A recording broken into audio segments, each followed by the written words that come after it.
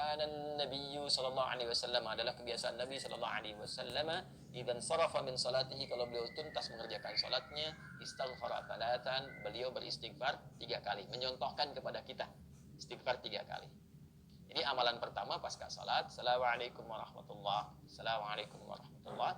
Anda mau lengkapi sampai wabarakatuh boleh, gitu kan?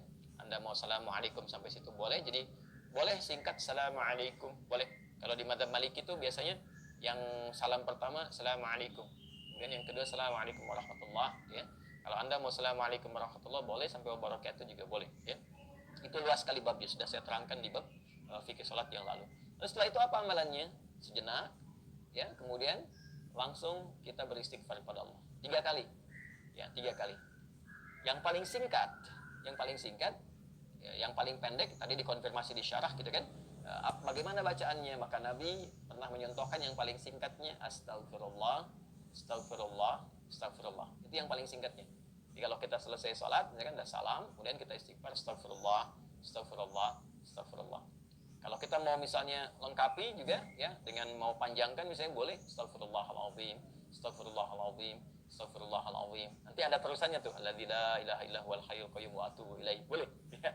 Jadi kalau misalnya buru-buru, ya, harus segera berangkat dan sebagainya, silahkan. Mau sambil berdiri istighfar astagfirullah, astagfirullah, astagfirullah 3 kali. Ya. Baik, ini menarik. Kenapa istighfar? Kenapa bukan langsung tasbih subhanallah, ya kan? Tahmid, alhamdulillah, Allahu akbar. Kenapa istighfar dimulai? Masih ingat teman-teman?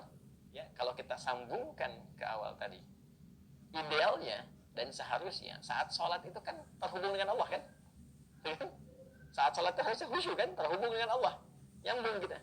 Tapi ada bagian-bagian dalam sholat yang kadang-kadang nggak terhubung dengan Allah.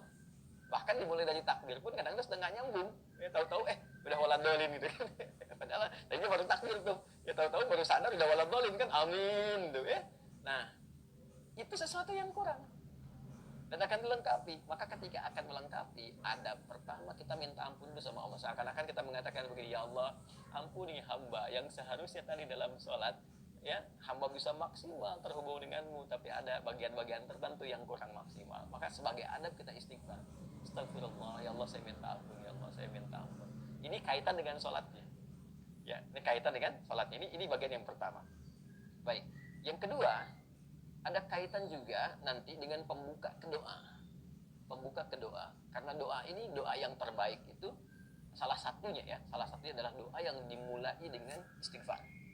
Doa yang dimulai dengan istighfar. Karena doa itu spiritnya begini. Doa itu kan permohonan yang paling suci, bersih. Nah, akan sampainya kepada Allah yang maha suci. Sedangkan sifat Allah dalam menerima doa disebutkan oleh Nabi, innallaha thayyibun la yaqbalu illa thayyiba. Allah itu maha baik, maha suci, tidak menerima kecuali yang baik-baik saja. Ya, maka permohonan yang baik itu akan sampai kepada Allah yang maha baik jika hatinya baik dan jika dirinya baik. Makanya ada orang-orang yang ketika bermohon kepada Allah, dicontohkan oleh Nabi, dulu ada orang-orang, Nabi, saya katakan langsung hadis Nabi saja, ya. Qala Rasulullah sallallahu alaihi wasallam bima ma'na atau kama qala Rasulullah sallallahu alaihi wasallam, thumma dzakara rajula asy'atha aghdara yutilu as-safara, kan? Yamuddu yadayhi ila as-sama'i fayaqulu ya Rabb. Faqala Rasulullah sallallahu alaihi wasallam anna yustajabu lidzalika famat'amuhu haramun wa mashrabuhu haramun wa ghudhiya biharamun fa anna yustajabu lidzalik. Nabi mengisahkan seorang lelaki yang menempuh perjalanan panjang yang diniatkan untuk menaati Allah, itu berpotensi mengabulkan doa. Makanya kalau sedang safar banyak berdoa. Safar ke yang baik-baik, ya, bukan safar ke tempat-tempat gak jelas, gitu kan. Kemudian setelah itu sampai di situ dia mengangkat tangannya. Orang yang mengangkat tangan untuk berdoa, kata Nabi, innallaha hayyun karibun. Sungguh Allah itu sangat maha mulia dan sangat maha memahami, ya, keadaan hambanya. Ya, maka ketika hambanya mengangkat tangannya, sulit, ya, untuk tidak terkabul doanya. Cepat bagi Allah mengabulkan doa. Demikian terjemah bebasnya kurang lebih seperti itu. Kemudian dia berkata, ya Rabb, memohon dengan al-asma'ul husna. Al-asma'ul husna. Memohon dengan al-asma'ul husna mempercepat terkabul doa. Seperti Quran surah ke-17 Al-Isra di ayat 110. Qulid Allaha awid ar-Rahman ayyamma tad'u falahul asma'ul husna. Allah, sebut nama Rahman. Kalau mau spesifik, pilih salah satu nama di Al-Asmaul Husna sesuai dengan kebutuhan kita. Jadi dia melakukan 3 hal yang seharusnya mempercepat doanya 3 kali lebih cepat dari keadaan biasa. Tapi komen Nabi apa? Kata Nabi, anna yustajabu lidzalik. Bagaimana doanya bisa dijawab? Susah dijawabnya nih. Kenapa? Mat'amu haram, sumber makanannya haram. Kan masyrabu haram, sumber minumannya haram. Ya, kemudian juga maaf, malbasu haram, pakaiannya haram, wa ghudhiya bi haramin, dan perangkat hidupnya haram. Anna yustajabu lidzalik. Jadi yang haram-haram yang bisa bersumber dari maksiat, dari kesalahan itu menutup kadang-kadang jadi hijab. Ya, semakin tinggi, semakin kuat pekerjaan haramnya, semakin tebal penutupnya. Ya, semakin tebal penutupnya. Tapi kalau haram-haram dosa-dosanya misalnya kecil-kecil, tipis tuh sekatnya. Ya, kalau tipis kan cahaya masih bisa tembus kan. Tapi kalau tebal kan mantul. Itu ilustrasinya begitu. Ya, sedangkan Allah kan pemberi cahaya, nurun ala nur. Ya, cahaya nggak bisa nyampe tuh kalau Allah berikan, nggak bisa tembus ke kita karena hatinya bermaksiat. Maka untuk membuka itu dengan istighfar. Astagfirullah, astagfirullah, astagfirullah. Makanya kalau orang rajin istighfar tuh, dulu saya pernah ceritakan kan, dan viral juga kisah ini ya, di berbagai kesempatan. Orang rajin istighfar itu kadang-kadang belum minta, Allah sudah kabulkan. Saya tidak harus mengulang tentang kisah tukang roti ya, dan sebagainya. Gitu. Tapi itu indah sekali, latihan deh, latihan. Sampai istighfar itu di kebiasaan, bukan hanya pasca sholat. Ya, di jalan bisa istighfar, duduk di mobil bisa istighfar. Ya, kemudian kita kadang merenung bisa istighfar. Itu kalau sudah menyatu dengan kepribadian kita, masya Allah, enak, enak, tenang, nyaman. Latihannya sholat. Jadi istighfar memberikan fungsi sebagai adab permohonan ampunan kepada Allah karena mungkin tadi tidak sempurna dalam sholat, ya kan? Lalu dengan kasih Allah itu diberikan pemaafan dan disempurnakan.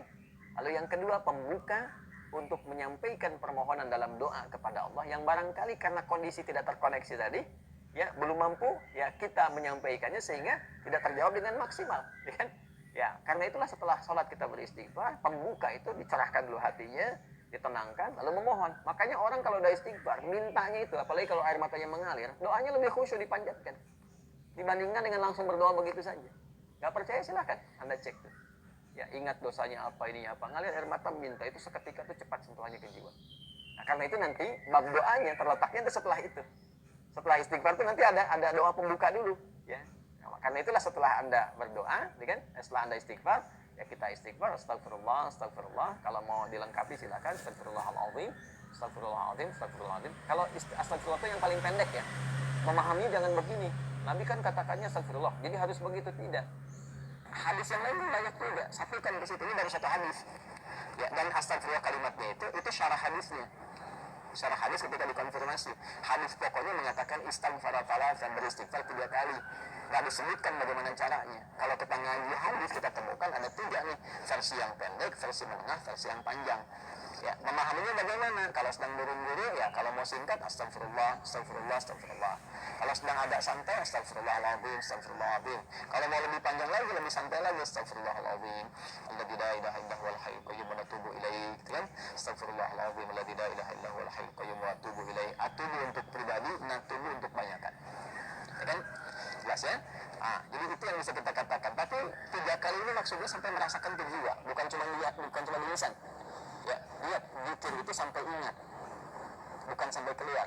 Ini sampai ingat nih, sampai betul kalimat yang kita ucapkan mengingatkan kita dengan atau menyambungkan kita dengan Allah Subhanahu wa taala.